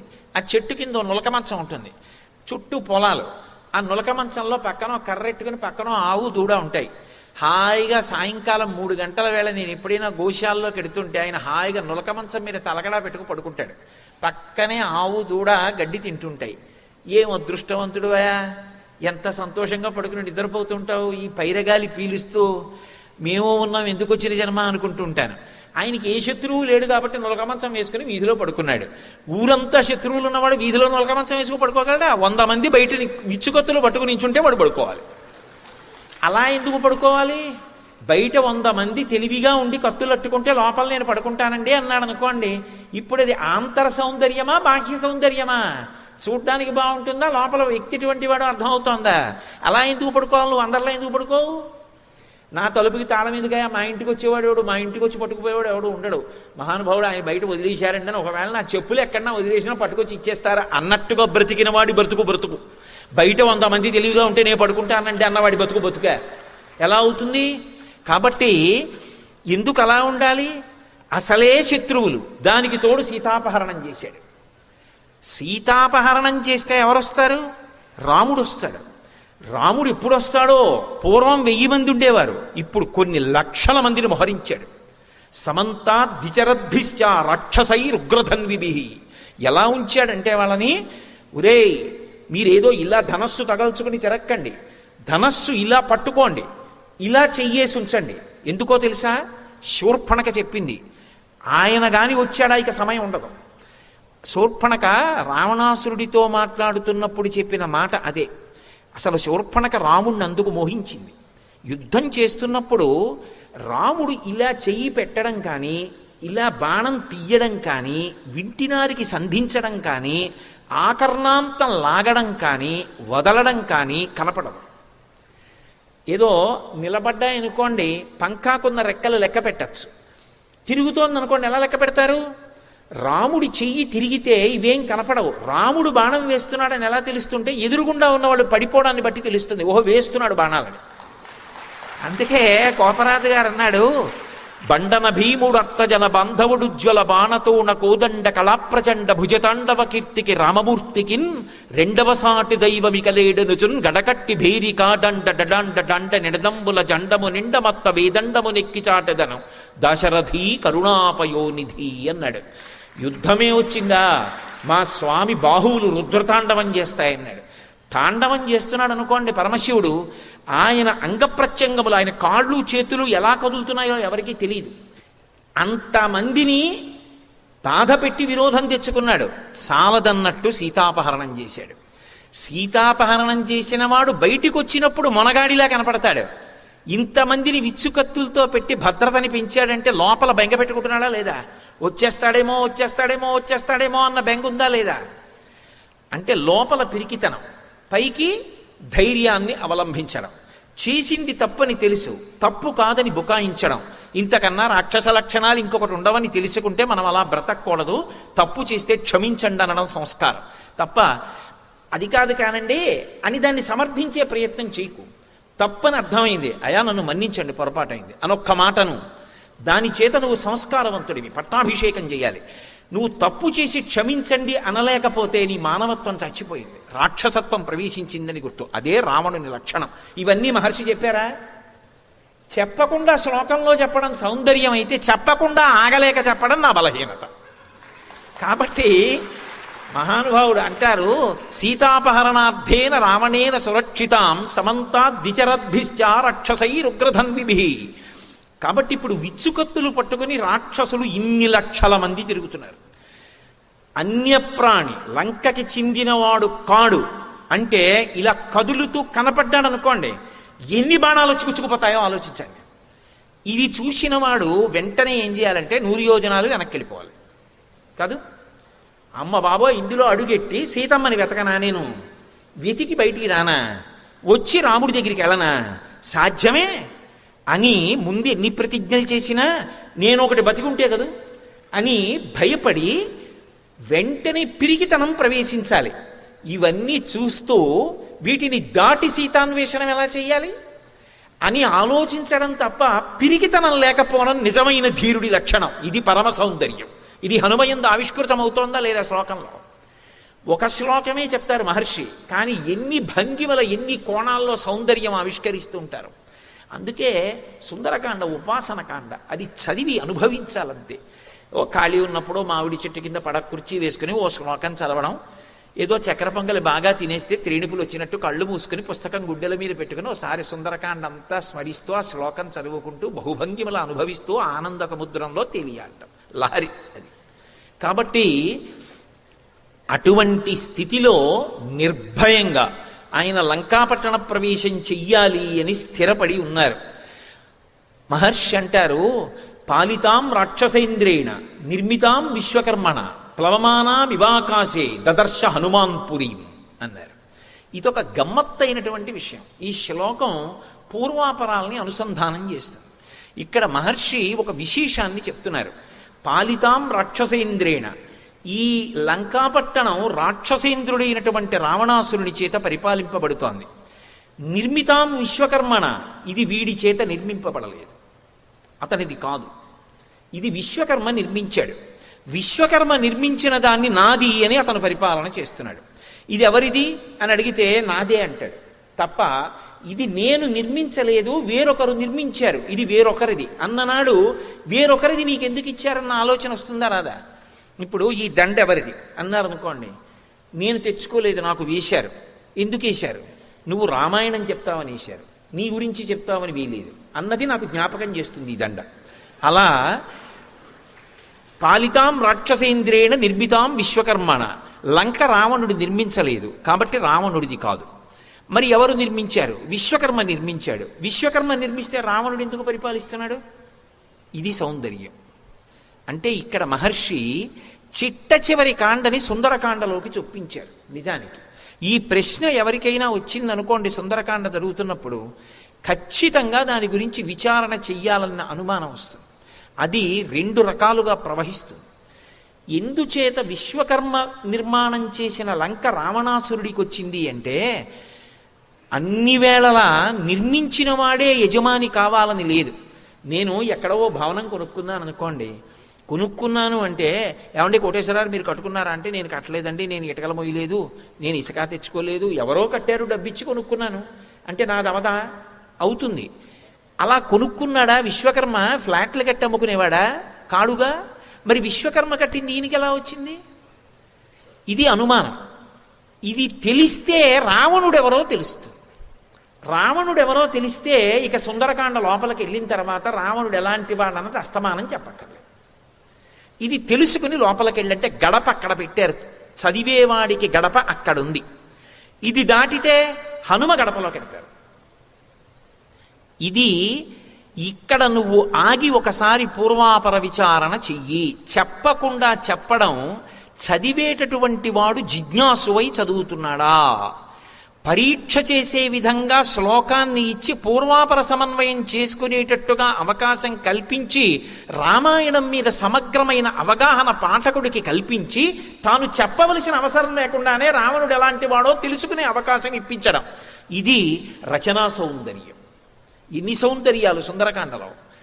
మరి ఎక్కడది విశ్వకర్మ నిర్మించినటువంటి లంకాపట్టణం రావణుడికి ఎలా వచ్చింది అంటే, దీనికి ఒక పెద్ద విశేషం ఉంది. చతుర్ముఖ బ్రహ్మగారు ఒకప్పుడు మానసపుత్రుణ్ణి ఒకడిని సృజించాడు. ఆయన పేరు పులస్త్య బ్రహ్మ. అంటే నేను సంక్షిప్తంగా మాత్రమే మనవి చేస్తున్నాను, ఎందుకంటే ఇప్పుడు నేను ఉత్తరాఖండ్ అంతా ఎక్కడ చెప్పగలను. పులశ్చ బ్రహ్మని సృష్టించి నువ్వు ప్రజోత్పత్తిని చేయమన్నారు. ఆ పులశ్చ బ్రహ్మ పరమ నియమాలతో ధర్మ పరిపాలన చేస్తూ ఎప్పుడు స్వాధ్యాయం చేస్తూ యజ్ఞయాగాది క్రతువులు చేస్తూ వెడుతున్నటువంటి అగ్నిహోత్రమా అన్నట్టుగా ఉండేవాడు. ఆయనకి కించిత్ కూడా లౌకిక విషయాల మీద అనురక్తి ఉండేది కాదు. ఆయన మేరుపర్వతం యొక్క పార్శ్వమునందు తృణబిందు ఆశ్రమంలో ఉండి ఎప్పుడు స్వాధ్యాయం చేసి వేదం చదువుతూ యజ్ఞయాగాది క్రతువులు చేస్తూ ధార్మికమైన జీవనం చేస్తూ ఉండేవాడు. కానీ అది ప్రకృతి పరంగా అందములకు ఆటపట్టు. అందుకని అక్కడికి రాజర్షి కాంతలు, దేవకాంతలు, పితృకాంతలు, గంధర్వకాంతలు, యక్షకాంతలు వివిధ వాద్య విశేషాల్ని పట్టుకుని అక్కడికి వచ్చి వాద్యములు మ్రోగిస్తూ పాటలు పాడుతూ నృత్యాలు చేస్తూ ఉండేవారు. మహర్షికి వాళ్ళని చూడడం అనురక్తి కాదు, కానీ వాళ్ళు ఇవన్నీ పాడుతుంటే ఆయన జ్ఞానేంద్రియములలోకి వెళ్ళేవి. వెళ్ళి ఆయన నియమానికి, ఆయన ఏకాగ్రతకి భంగం కలగడానికి అవకాశం ఇచ్చేవి. అందుకని మీరిక్కడికి రావద్దంటే ఏ నియమం పెట్టి ఆపాలి? ఆయన ఒక విచిత్రమైన ఊహ చేశాడు. ఒక్కొక్క ప్రదేశం ఒక్కొక్కళ్ళకి ఇష్టం ఉంటుంది. కొన్ని కొన్ని ప్రదేశాలు పక్షులకు ఇష్టం, అవి వస్తుంటాయి, ఒకటి వలస విదేశాల నుంచి కూడా వస్తుంటాయి. ఇప్పటికీ కృష్ణానది దగ్గర ఉన్నటువంటి సరస్సుకు వస్తుంటాయి. అలా ఒక్కొక్క చోటికి కేవలం కన్యకామణులు వస్తుంటారు. పూర్వకాలం అందరూ వచ్చేవారు కాదు. అది కేవలం ప్రమదావనము అని స్త్రీలు మాత్రమే సంచరించేవారు. ఏదో వాద్యములు మ్రోగిస్తూ పాటలు పాడుతూ వాళ్ళు తిరుగుతూ ఉండేవారు. ఇంతమంది ఆడపిల్లలు రాకుండా చెయ్యాలంటే వాళ్ళు భయపడాలి రావడానికి. అందుకే మహర్షి ఒక నియమం పెట్టారు. ఇక్కడికి వచ్చి ఎవరైనా పాటలు పాడినా, ఎవరైనా వాద్యం చేసినా, ఒకవేళ ఏమీ చేయకుండా తిరుగుతున్నా, పొరపాటున కానీ గ్రహపాటున కానీ నా కంట పడితే చాలు, నేను చూడాలని చూడక్కర్లేదు, నేను తిరుగుతూ ఉండగా నా కళ్ళల్లో వాళ్ళు పడేటట్టుగా తిరిగితే, నేను పొరపాటునైనా ఇలా కానీ చూస్తే వాళ్ళు గర్భం ధరిస్తారన్నారు. ఏ కన్నెపిల్ల వస్తుంది అక్కడికి? ఎవ్వరూ రావడం మానేశారు. ఇది తెలియదు పాపం తృణబిందు రాజర్షి యొక్క కుమార్తెకి. ఆమెకి నియమం తెలియక పూర్వం తన చెలికెత్తెలు వచ్చేవారు. ఆవిడెటో వెళ్ళింది పాపం విహారయాత్ర కొన్నాళ్ళు. అక్కడికి వస్తారు కదా, అందరినీ కలుసుకుందామని ఆవిడ వచ్చింది. ఆ రోజు సాయంకాలం ఎవరూ కనపడలేదు. ఇదేమిటి ఎవ్వరూ కనపట్టలేదు, ఇక్కడికి వస్తారు కదా చిలికెత్తెలందరూ అని ఆమె తిరుగుతోంది. తిరుగుతూ తిరుగుతూ మహర్షి ఆశ్రమ ప్రాంగణం దగ్గరికి వచ్చింది. వచ్చేటప్పటికి ఆయన స్వాధ్యాయం చేస్తున్నాడు. అంటే స్వరంతో మంత్రాలన్నింటినీ కూడా ఆమ్నాయం చేస్తూ తలెత్తి చూశాడు. ఆయన కళ్ళల్లో ఆవిడ పడింది. ఆమె ఆయన్నేం పలకరించలేదు, స్వాధ్యాయం చేసుకుంటున్నాడని పరమగౌరవంతో నమస్కారం చేసి ఇంటికి వెళ్ళిపోయింది. ఇంటికి వెళ్ళిపోగానే ఆమెకి గర్భచిహ్నములు కనబడ్డాయి. ఆమె తత్తరపడింది. తండ్రి నిలదీసి అడిగాడు, అకస్మాత్తుగా ఈ పరిణామం ఎందుకు సంభవించింది, నీ ఎందుకు గర్భచిహ్నములు ఎందుకు గోచరిస్తున్నాయని అడిగాడు. తండ్రి, నేను ఏ దోషం చేయలేదు, అందరినీ కలుసుకోవడం కోసమని చెప్పి నేను అదిగో పులశ్చ బ్రహ్మ ఆశ్రమానికి వెళ్ళాను. ఏమో తెలియదు, ఎవ్వరూ రాలేదు, నేను ఒక్కదాన్నే వెళ్ళాను. ఇవాళ మహర్షి నా వంక చూశారు, అప్పటి నుంచి నాలో ఈ మార్పు సంభవించిందని చెప్పింది. తృణబిందు ధ్యానంలోకి వెళ్ళి చూశారు. అదొక దృష్టి. కన్ను విప్పితే చూడడం మనందరికీ అలవాటు, కళ్ళు మూసుకుంటే జరిగిపోయింది చూడడం వాళ్ళ శక్తి. అది మనకి లేదని ఊళ్ళో ఎవరికి ఉండదని అనకూడదు. ఒకడు విమానం ఎక్కలేదనుకోండి, ఊళ్ళో విమానం ఉండదండి ఎవడు ఎక్కడండి అనకూడదు. విమానం ఎక్కేవాడు ఉంటాడు, విమానం ఉంటుంది. అంతేకాని నేను ఎక్కలేదు కాబట్టి విమానం ఉండదంటే, నాకు లేదు కాబట్టి దివ్య దృష్టి వాడికి ఉండదంటే, నాకు అప్పడాల పిండి పడదనుకోండి, ఊళ్ళో ఎవరికి అప్పడాల పిండి పడదని సిద్ధాంతం చేయకూడదు. అది తింటే బలం వచ్చేవాళ్ళు ఉంటారు, నాకు కడుపులో గొడగొళ్ళాడచ్చు, అది వేరు. కాబట్టి నాకు అలా దివ్యదృష్టి కనపడలేదు కదండి, నాకు కళ్ళు మూసుకుంటే కనపడింది, వాడికి ఎలా కనపడింది, రామాయణం అబద్ధం అని తీర్మానం చేయకూడదు. నువ్వు పులశ్చ బ్రహ్మలా జపం చెయ్యి, నీకు వస్తుంది. లేదా నువ్వు తృణబిందులా ధ్యానం చెయ్యి, ఆయనలా అనుష్ఠానం చెయ్యి, నీకు వస్తుంది. అంతేగాని అది చేయకుండా ఆయనకి ఎలా వచ్చింది అది అబద్ధం అని మాత్రం నువ్వు అనకు. కాబట్టి ఇప్పుడు తృణబిందు కళ్ళు మూసుకుని ధ్యానం చేశాడు. ఆయనకు అర్థమైంది ఇది పులశ్చ బ్రహ్మ యొక్క శాపం. ఆ శాపానికి నా కూతురు పాత్రురాలైంది ఇవాళ, అందుకే గర్భచిహ్నములు గోచరిస్తున్నాయని కుమార్తెని వెంట పెట్టుకుని వెళ్ళాడు. ఈమె పరమయోగ్యురాలు, ఏ దోషం చేయలేదు, తెలియక వచ్చింది. నువ్వు ఇటువంటి కట్టడి చేశావని తెలియదు. ఈమె ఎందు గర్భచిహ్నములు గోచరిస్తున్నాయి, నీకు వివాహం కాలేదు, ఈమెని ధర్మపత్నిగా స్వీకరించు, నీకు అన్ని విధాలా యోగ్యమైనది. ఆయన కళ్ళు మూసుకుని ధ్యానం చేశాడు. నాకు అన్ని విధాలా తగిన పిల్ల, తెలిసో తెలియకో నా కళ్ళల్లో పడింది, ఆ కారణం చేత గర్భం ధరించిందని ఆమెను పాణిగ్రహణం చేశాడు. పాణిగ్రహణం చేసి ఆమె ఎందు కుమారుణ్ణి కన్నాడు. ఆయనకి విశ్రవసో బ్రహ్మ అని పేరు పెట్టాడు. ఎందుకని అంటే వేదం చదువుతున్నప్పుడు నువ్వు వచ్చి విని నా చూపులో పడితే పుట్టిన పిల్లవాడు కాబట్టి విశ్రవసో బ్రహ్మ అని పేరు పెట్టానన్నాడు. అందుకే పేరు ఎవరు పెట్టాలి అంటే ఇంట్లో ఉన్న పెద్దవారు పెట్టాలి. తాతగారిది అధికారం, తండ్రి కూడా పెట్టడు. పేరు ఎవరు పెడతారంటే తాతగారు పెడతారు. తాతగారికి చేత కాకపోతే కూతురి వైపు తాతగారైనా పెట్టచ్చు. అంటే తాతగారంటే కొడుకు యొక్క తండ్రి గారు పెడతారు. అంటే ఉదాహరణకి నాకో కొడుకు, ఆ కొడుక్కో కొడుకు పుట్టాడు అనుకోండి, నా కొడుకు పెట్టేయకూడదు చుట్టక్కుని పేరు, నన్ను అడగాలి, నేను పెట్టాలి. నాకు రాదనుకోండి పెట్టడం, అప్పుడు నేను మాతామహుడు అంటే నా కోడలి తండ్రి గారు శాస్త్రం బాగా తెలిసినవాడు అనుకోండి, శాస్త్రం బాగా తెలిసి ఉంటే శాస్త్రి గారు అంటారు. శాస్త్రి గారి పేరులో ఉండదు. శాస్త్రి గారు అంటే అదో బిరుదునామం. శాస్త్రం తెలుసు కాబట్టి శాస్త్రి గారు. సైన్యంలో పనిచేసి వచ్చి శాస్త్రి గారు ఉంటారు. కానీ సాధారణంగా ఏంటంటే శాస్త్రి గారు అంటే శాస్త్రం తెలుసున్నవాడని దాని అర్థం. ఆయన శాస్త్రి గారు అనుకోండి, ఆయన అడుగుతాం, అయ్యా మీరు పెట్టండి బావగారు పేరు అంటాం. అప్పుడు ఆయన పెడతాడు పేరు. అంతేగాని ఎవరు పడితే వాళ్ళు పుస్తకాలు చూసి పేర్లు పెట్టుకోవడం ఈ జాతికి తెలియదు. కాబట్టి ఆయన పేరు పెట్టాడు. పులశ్చ బ్రహ్మ, బ్రహ్మగారిని అడగాలి. చతుర్ముఖ బ్రహ్మగారు ఎప్పుడు ధ్యానంలో ఉంటాడు సృష్టిలో, అందుకని తండ్రి పెట్టాడు. ఏమని పెట్టాడు? తృణబిందు కన్నా ఆయన సమర్థుడు. విశ్రవసో బ్రహ్మ, వేదం వింటుంటే పుట్టాడు కాబట్టి పిల్లవాడికి ఆ పేరు పెట్టాను. ఆ పిల్లవాడు కూడా అంత గొప్పవాడయ్యాడు. ఆయన కూడా అంత నిష్టతోటి తపస్సు చేసి 1000 సంవత్సరములు తపస్సు చేశాడు. ఏ కారణం, ఏం కోరిక లేదు, కేవలము ధర్మమునందు అనురక్తి. ధర్మం అంటే అంత ఇష్టం ఆయనకి. అందుకని అంత అనురక్తితో ఆయన తపస్సు చేశాడు. ఒక రోజున చతుర్ముఖ బ్రహ్మగారు ప్రత్యక్షమయ్యాడు. నీ తపస్సుకి ధార్మిక నిష్టకి మెచ్చుకున్నాను, నీకేం కావాలన్నాడు. మీరు వచ్చి అడిగిన తర్వాత వద్దనకూడదు. ఇప్పుడు 3 ఉన్నారు లోకపాలకులు. తూర్పు దిక్కున ఇంద్రుడు, అలాగే దక్షిణానికి యమధర్మరాజు గారు, పశ్చిమానికి వరుణుడు, ఉత్తర దిక్కుకి లోకపాలకుడు లేడు. నన్ను లోకపాలకుణ్ణి చేసి ధనాధ్యక్షం ఇవ్వండి అని అడిగాడు. తప్పకుండా ఇస్తాను. నీలాంటి వాడికి ఇవ్వడానికి అభ్యంతరం ఏముంటుంది అంటే, ఎక్కడైనా సరే కోశాధికారి పదవి ఎవరికి ఇవ్వాలి అంటే అకౌంట్స్ రాయడం బాగా వచ్చిన వాడికి కాదు, ధర్మం తెలుసున్న వాడికి అని రామాయణం సందేశం. అకౌంట్స్ బాగా రాయడం వచ్చినవాడు కోశాధికారి అయితే ఎలా అయినా అకౌంట్ రాయొచ్చు, మనం అనుకున్నట్టే రాయాలని ఉంటుంది. కానీ ధర్మం తెలిసినవాడైతే అందరికీ ఒకలాగే, అది అందరికీ పనికొచ్చేటట్టే రాస్తాడు.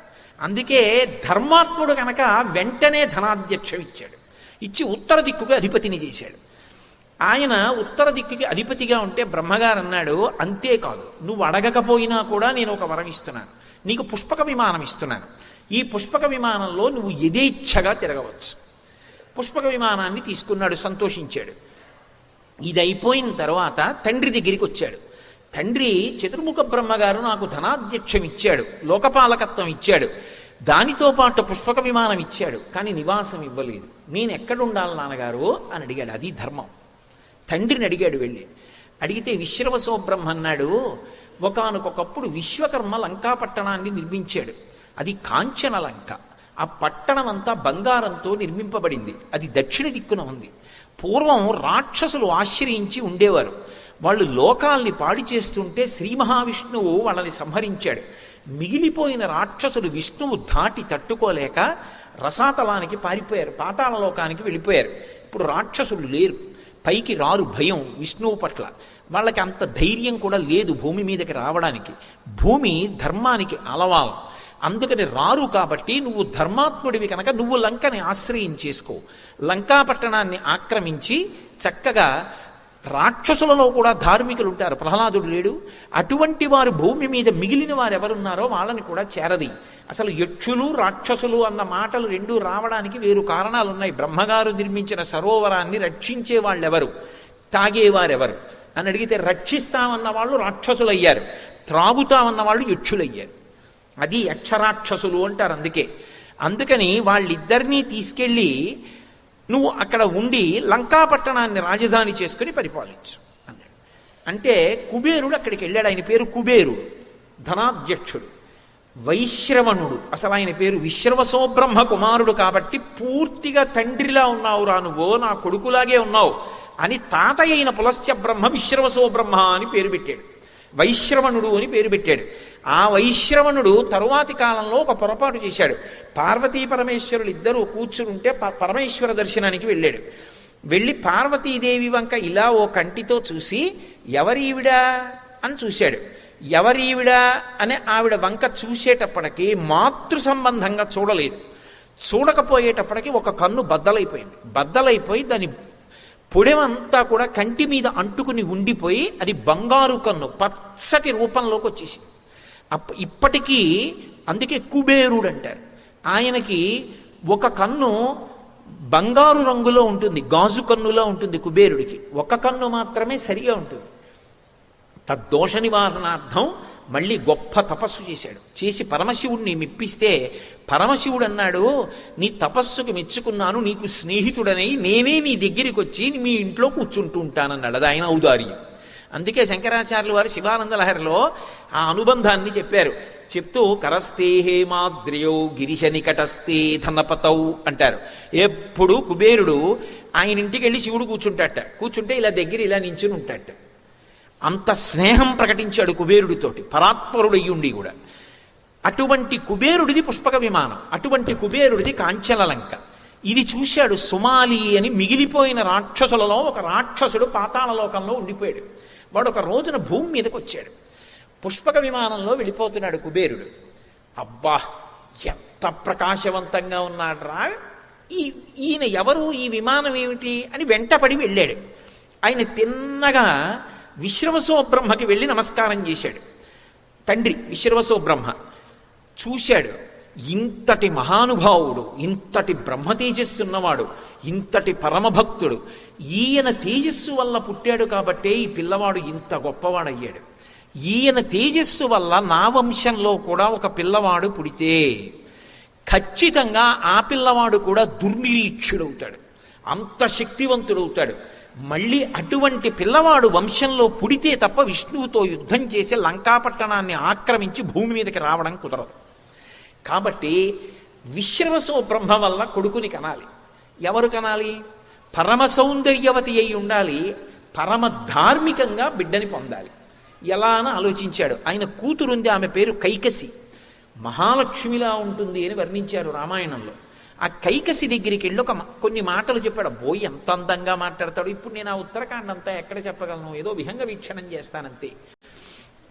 ఆమెను పిలిచి, అమ్మా నువ్వు విశ్రవసో బ్రహ్మని ఆశ్రయించి ఎలాగైనా ఒక్క కుమారుణ్ణి కనమ్మా, రాక్షస జాతి నిలబడుతుందన్నాడు. అది ఒక ధార్మిక విధానం. దాంట్లో ఉండేటటువంటి సూక్ష్మములన్నింటినీ నేను ఇప్పుడు వివరించడం సాధ్యం కాని విషయమని మనవి చేస్తున్నాను కదూ. ఆమె ప్రదోష వేళలో విశ్రవసో బ్రహ్మ దగ్గరికి వెళ్ళింది. వెళ్ళి నేల మీద కాలితో గీత గీస్తూ నిలబడింది. ఆమె వంక చూసేటప్పటికి విశ్రవసో బ్రహ్మ గమనించాడు. ఈమె సంతానార్థి అయి వచ్చింది నా దగ్గరికని. ఎందుకు వచ్చావని అడిగాడు. నా మనసు తెలుసుకోలేని అమాయకుడొకో, నేను ఏం కోరుకుంటున్నానో అది అనుగ్రహించి నన్ను కాపాడు అంది. ఆయన అన్నాడు, రాకూడని వేళలో వచ్చావు, ఇది ఉగ్రవేళ, ప్రదోష వేళ. పరమశివుడు నందివాహనారూఢుడై ఆకాశంలో వెడుతుంటాడు. ఇటువంటి వేళలో ఏ కాంత అయినా పురుషుడితో రమించి సంతానం కంటే దాని వలన లోకకంటకుడు జన్మిస్తాడు. నువ్వు ఈ సమయంలో నా దగ్గరికి వచ్చావు కాబట్టి నీకు పుట్టబోయేటటువంటి కుమారుడు లోకకంటకుడై దేవతలకి ప్రబల శత్రువు అవుతాడు. వాడికి భక్తి ఉండే అవకాశం ఉండదు. కాబట్టి నీకు ప్రబల శత్రువైనట్లు దేవతాశత్రువైన కుమారుడు పుట్టబోతున్నాడు. కానీ నువ్వు కోరుకున్నట్టే అపారమైనటువంటి బలపరాక్రమములు, ఇంకా ఇంత అంతా అని చెప్పడం కుదరదు, అటువంటి కుమారుడు నీకు కలుగుతాడన్నాడు. ఆమె బాధపడింది. నేను ధార్మికుడు కావాలని కోరుకున్నాను. మా నాన్నగారి కోరిక రాక్షస వంశానికి అంకురం, కానీ నాకు ధార్మికుడు కావాలని కోరిక. కుబేరుడు వంటి ధార్మికుడు నాకు లభించడా అని అడిగింది. అది వేళ దాటాలి, ప్రదోష వేళ దాటిపోవాలి. కాబట్టి ఈ సమయంలో నువ్వు వచ్చి సంగమించిన కారణం చేత మొదటి పుట్టేవాడు లోకకంటకుడు, తర్వాత కూడా ఇంకా కాలం దాటలేదు కాబట్టి వాడు కూడా లోకకంటకుడు, తర్వాత పుట్టే ఆడపిల్ల కూడా అంత దుర్మార్గమైనటువంటి నడవడి కలిగినది, చీకటి పడిపోయిన తర్వాత భోగకాలం. కాబట్టి 4వ వాడుగా పుట్టేటటువంటి వ్యక్తి విభీషణుడు మహాధర్మాత్ముడు అవుతాడు.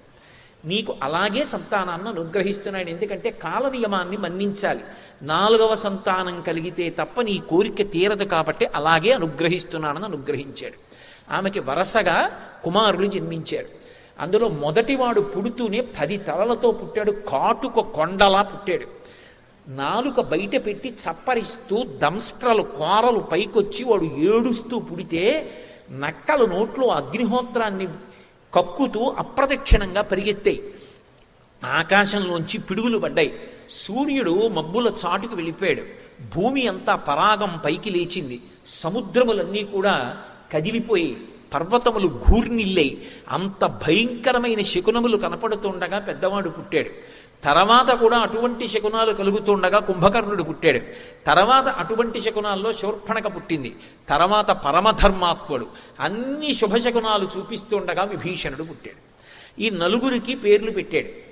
ఈ నలుగురికి ఆ పేర్లు సుమాలి ఉంచాడు. అందున పులశ్చ బ్రహ్మ వచ్చారు. పులశ్చ బ్రహ్మ వచ్చి ఆయన రావణాసురుడికి పేరు పెట్టారు. ఒరే నువ్వు 10 తలలతో పుట్టావు, అందుకని మొదటివాడివి నీకు దశగ్రీవుడని పేరు ఉంచుతున్నానన్నాడు. ఆయన పేరు దశగ్రీవుడు. ఆయన బిరుదునామన్ రావణ ఎక్కువ చలామణి చేసుకున్నాడు. దశగ్రీవుడని పేరు ఉంచాడు. వాళ్ళు లోకకంటకులై గోకర్ణంలో బ్రహ్మగారి గురించి తపస్సు చేశారు. కుబేరుడంతటి వాడు కావాలని. ఆ తపస్సుకు మెచ్చి బ్రహ్మగారు వచ్చారు. దేన్ని మెచ్చుకుని దానికి తగినట్టుగా అనుగ్రహించడం వాళ్ళ లక్షణం. కాబట్టి బ్రహ్మగారు వచ్చారు. ఏం కావాలన్నారు. నాకు చావు ఉండకూడదన్నాడు. అది ఈ లోకానికి చెల్లదు. ఇంకొక మాట అడుగు. మొత్తం సృష్టిలో ఎన్ని జాబితాలు ఉన్నాయో అన్నీ చదివేశాడు. యక్ష గంధర్వ కిన్నెర కింపురుష దానవ దైత్య దేవతలు అందరి పేర్లు చదివాడు.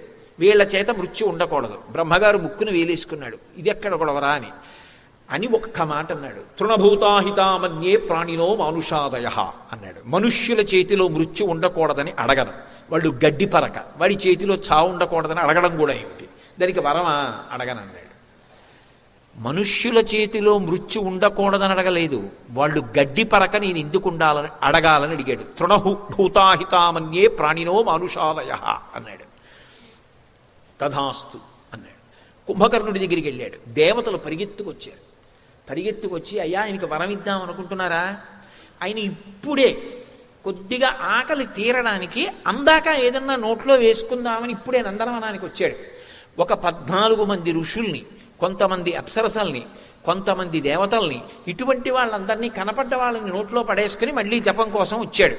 ఇక నువ్వు వరం కూడా ఇస్తే నువ్వు సృష్టి చేస్తావు, ఈయన తింటుంటాడంతే, లోకం ఉండదు. కాబట్టి జాగరూకుడవు కా అన్నారు. బ్రహ్మగారు ఎలా వరం ఇవ్వాలి? ఇస్తే లోకాలు నిలబడవు, అలా తినేస్తాడు. అందుకని సరస్వతీదేవిని స్మరించాడు. వెంటనే సరస్వతీదేవి వచ్చింది. వీడి వలన లోకములకు ఉపద్రవం కలగకుండా సరస్వతి అనుగ్రహించన్నాడు. ఆవిడ వెళ్ళి కుంభకర్ణుడి నాలిక మీద నిలబడింది. బ్రహ్మగారు దగ్గరికి వచ్చి ఏం కావాలన్నారు. నాకు కొన్ని సంవత్సరముల పాటు నిద్ర కావాలన్నాడు. తథాస్తు. పడుకుంటాడు కదా, ఇక లోకాలకు ఉపద్రవం లేదు.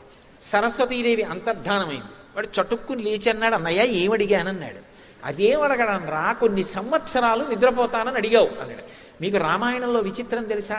కుంభకర్ణుడు ఎంతుంటాడో అంత పెద్ద ప్రాణి రామాయణ కాలంలో ఈ భూమండలం మీద ఇంకొకటి లేదు. అంత ఆకృతి పడింది.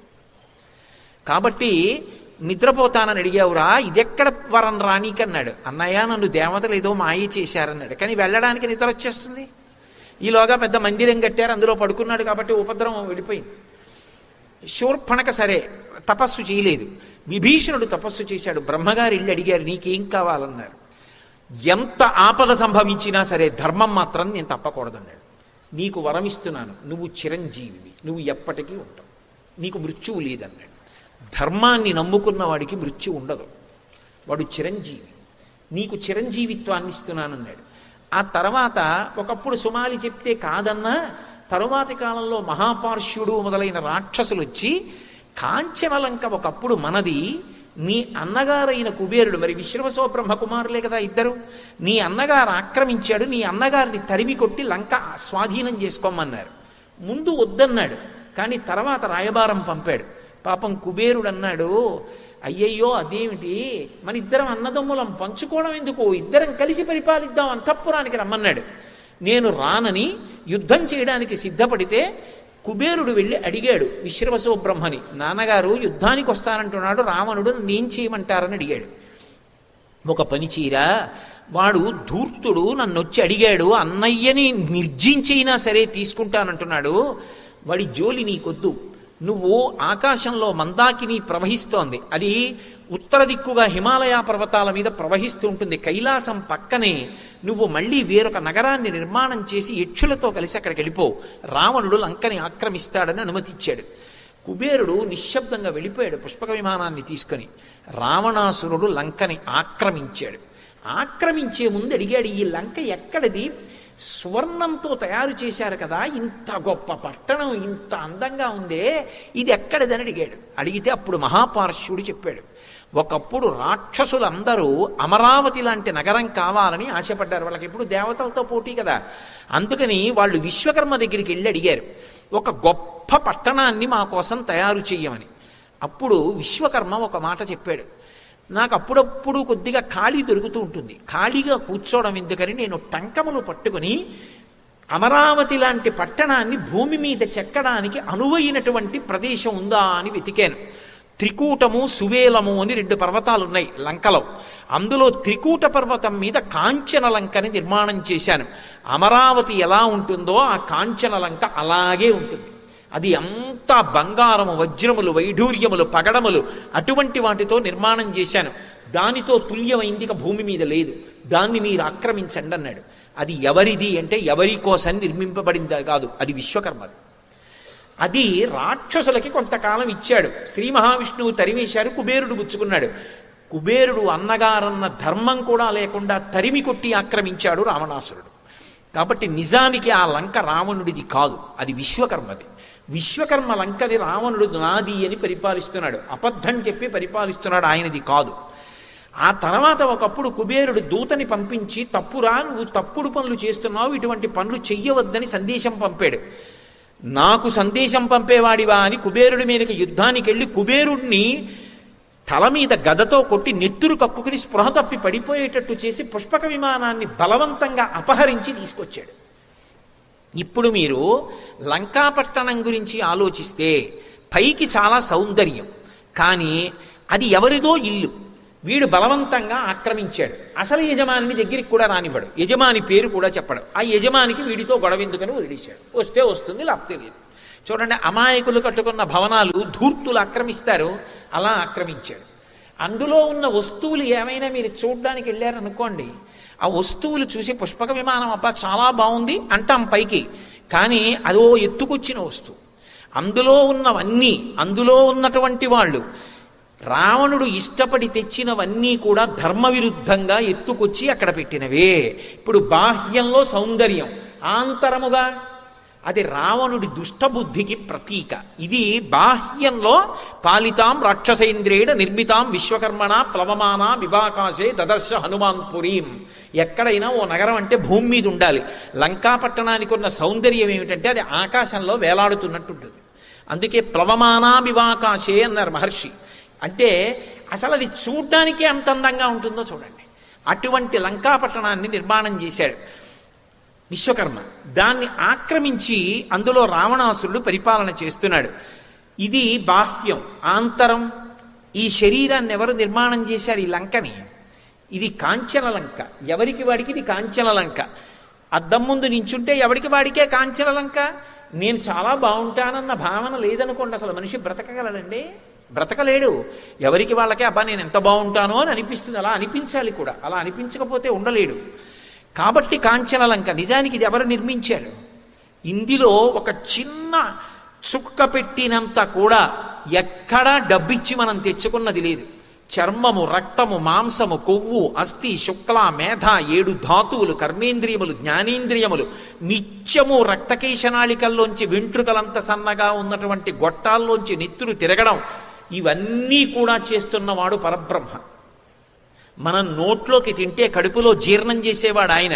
తెల్లవారేటప్పటికి మళ్ళీ పిప్పి మిగిలిపోతే సంవరణీ కండరములు సడలిపోయి బయటికి వెళ్ళిపోయేటటువంటి ఏర్పాటు చేసినవాడు ఆయన. ఇంత గొప్పగా ఆయన నిర్మాణం చేస్తే నేను నాది అని ఇలా చూపిస్తాను. ఎక్కడున్నాడు రావణాసురుడు? ఇక్కడే ఉన్నాడు. కాబట్టి పాలితాం రాక్షసేంద్రేణ నిర్మితాం విశ్వకర్మణ ప్లవమానా వివాకాశే దదర్శ హనుమాన్పురి. ఇది ఆశ్చర్యంగా చూస్తున్నారు హనుమ. అంటే ఒక జ్ఞాని, ఒక యోగి శరీరంలో తాదాత్మ్యత పొంది ఉండేటటువంటి వాళ్ళని చూసేటటువంటి విధానాన్ని ఆవిష్కరిస్తున్నారు ఆంతరంగ మహర్షి. అందుకే బహువిధముల సుందరకాండ. ఇన్ని సౌందర్యాలు ఏకకాలమనందు ఆవిష్కృతమవుతాయి. సరే, లంకలోకి ప్రవేశించాలి కదూ, మరి ఇంతమంది విచ్చుకత్తులు పట్టుకు తిరుగుతుంటే ఎలా వెతకడం? అందుకని సూర్యే చాస్తం గతే రాత్రం దేహం సంక్షిప్యమారుతి వృషదంశకమత్రస్సన్ బభూవా అద్భుత దర్శన. సూర్యాస్తమయమైపోయి చీకటి పడిపోయిన తరువాత రాక్షసులకి భోగకాలం కనుక వాళ్ళు భోగాలు అనుభవిస్తూ ఉంటారు. కాబట్టి ఇప్పుడు నేను సీతాన్వేషణం చెయ్యాలి అని చెప్పి పిల్లంత శరీరాన్ని చేసుకున్న వారై చిన్న శరీరాన్ని పొంది ఆయన లంకాపట్టణంలోకి వెళ్ళడానికి సిద్ధపడ్డారు. బ్రహ్మగారి వరం కామరూపి. ఏ రూపం కావాలంటే ఆ రూపాన్ని పొందుతారు. పిల్లంతా అనడం ఎందుకు? వృషదంశకమాత్రస్సన్, చీకట్లో మిగిలిన వాళ్ళు చూడలేని దాన్ని పిల్లి చూస్తుంది. యోగి అందరూ చీకట్లో ఉంటే ఆయన ఒక్కడు వెలుతురు చూస్తుంటాడు, పరబ్రహ్మాన్ని చూస్తాడు. అందుకే పిల్లంత వారై లంకాపట్టణంలో వెతకడానికి సింహద్వారం దగ్గరికి వెళ్ళారు. అక్కడికి వెళ్ళేటప్పటికే ఎదురుగుండా లంక కనపడింది. లంక అంటే లంకాపట్టణం కాదు, లంక యొక్క అధిష్టాన దేవత. ప్రతి ఊరికి ఒక అధిష్టాన దేవత ఉంటుంది. ఒకానొకప్పుడు లవకుశుల్లో లవకుమారుడు అయోధ్య పట్టణాన్ని విడిచిపెట్టి దూరంగా వేరే ఊరు వెళ్ళి అక్కడ రాజధాని నిర్మాణం చేద్దాం అనుకున్నాడు. ఆయన హంసతూలికా తల్పం మీద పడుకునుండగా ఎవరో స్త్రీ ఏడుస్తున్నట్లు వినపడింది. ఆయన కళ్ళు తెరిచి చూశాడు. అయోధ్య అధిష్టాన దేవత కనపడింది. కనపడి, ఇంతకాలం మీ పూర్వీకులు పరిపాలించారో అయోధ్యని విడిచిపెడతావా అని అడిగింది. అమ్మ వదిలిపెట్టనని వెనక్కి వచ్చాడు. అందుకే ఇప్పటికీ ఏదైనా ఊరు విడిచిపెట్టి ఇంకొక ఊరు వెడుతుంటే ఆ ఊరి అధిష్టాన దైవానికి నమస్కారం చేసి వెళ్ళాలి. అమ్మ నేను మళ్ళీ క్షేమంగా తిరిగి వచ్చేటట్టుగా నన్ను అనుగ్రహించు అని. ఆపదలు గండాలు రావు. యాత్రా విధానంలో చూపిస్తారు. అందుకే రాముడు కూడా సరయూ దాకా వెళ్ళి వెనక్కి తిరిగి అయోధ్య వంక చూసి అయోధ్య అధిష్టాన దైవానికి నమస్కారం చేసి నది దాటుతాడు అప్పుడు. కాబట్టి మనకి రామాయణం బ్రతకవలసిన విధానాన్ని నేర్పుతుంది. వేదోపబృంహణం. ప్రమాదాలు తగ్గాలి అంటే రామాయణాన్ని ఆదర్శం చేసుకుని ఎలా బ్రతకాలో నేర్చుకోవాలి. కాబట్టి లంక అంటే లంకాపట్టణం అని కాదు, లంక యొక్క అధిష్టాన దైవం. ఆమె అక్కడే కనపడింది. ఆయన లోపలికి ఎడదాం అనుకుంటున్నారు. కస్త్వం కేనచకార్యేణ ఇహ ప్రాప్తో వనాలయ కథయస్యేహతత్వం యావత్ ప్రాణాధరంతితే అంది. ఒక్కొక్కళ్ళ మాట తీరలా ఉంటుంది. అసలు మాట్లాడితే ముందు అన్యోన్యత కలగాలి. ఓ మాట మాట్లాడితే వినేవాళ్ళకి సంతోషంగా ఉండాలి. అసలు మాటే అంత పెళుసుగా అవతల వాళ్ళ మనసు కలుక్కుమనేలా మాట్లాడకూడదు. అసలు ఆ లంక మాట తీరు ఎలా ఉంటుందో చూడండి. కస్త్వం, ఎవరు నువ్వు? కేనచకార్యేణ ఇహ ప్రాప్తో వనాలయ. కోతి అడవుల్లో కలు తిరుగుతుంది, వానర రూపం కలు. అడవుల్లో తిరిగేదానికి ఇక్కడికి ఎందుకు వచ్చావు? ఇహ ప్రాప్తో వనాలయ కథయ స్నేహతత్వం యావత్ ప్రాణాధరంతితే. ప్రాణాలతో ఉండాలనుకుంటున్నావా? నిజం చెప్పు. ఎందుకు అంత గద్దించడం? పిల్లంత కోతి పిల్ల, దాంతో మాట్లాడడానికి అంత అల్లరి కావాలా? అంటే ఒక్కొక్కళ్ళ మాట తీరలా ఉంటుంది. ఆవిడికి అలా మాట్లాడడం వస్తే ఈయనకి రాదేమిటి? నవవ్యాకరణ పండితుడు. ఆయన అన్నారు, పిల్లంతే ఉండి కాత్వం విరూపనయన పురద్వారేవ తిష్టసి కిమర్థం చాపిమాం వృత్వా నిర్భత్స యశిదారుణ. ఓహో, వికృతమైనటువంటి కళ్ళున్నదానా, దారంలోనే కనపడ్డావా అన్నారు ఆయన. ఎందుకని? ఎవరితో ఎలా మాట్లాడాలో అలా మాట్లాడితేనే అవతల వాళ్ళు దారిలోకి వస్తారు. కొంతమందికి మృదువుగా మాట్లాడితే అర్థం కాదు. అటువంటి వాడికి అలా మాట్లాడితేనే బాగుంది అనిపిస్తుంది. లేకపోతే అదో విచిత్రంగా ఉంటుంది వాళ్ళకి, అది తలకెక్కినట్టు ఉండదు. అందుకే కాత్వం విరూపనైనా పురద్వారేవ తిష్టసి. ఏమిటి, ఈ ద్వారం దగ్గరే నాకు దర్శనమయ్యావా? వికృతమైన కళ్ళతో ఉన్నావు, నువ్వెవరు అని అడిగారు. నేనెవరని అడుగుతున్నావా? కోతి పిల్లవి ఎక్కడో వనములలో ఉండవలసిన దానివి. నేనెవరో తెలుసా? అహం రాక్షసరాజస్య రావణస్య మహాత్మనః ఆజ్ఞా ప్రతీక్షా దుర్ధర్ష రక్షామి నగరీమిమాం. నేను రావణాసురుడి పనుపున ఈ లంకాపట్టణానికి అధిష్టానాన్ని, ఈ లంకనంతటినీ కాపు కాస్తూ ఉంటాను.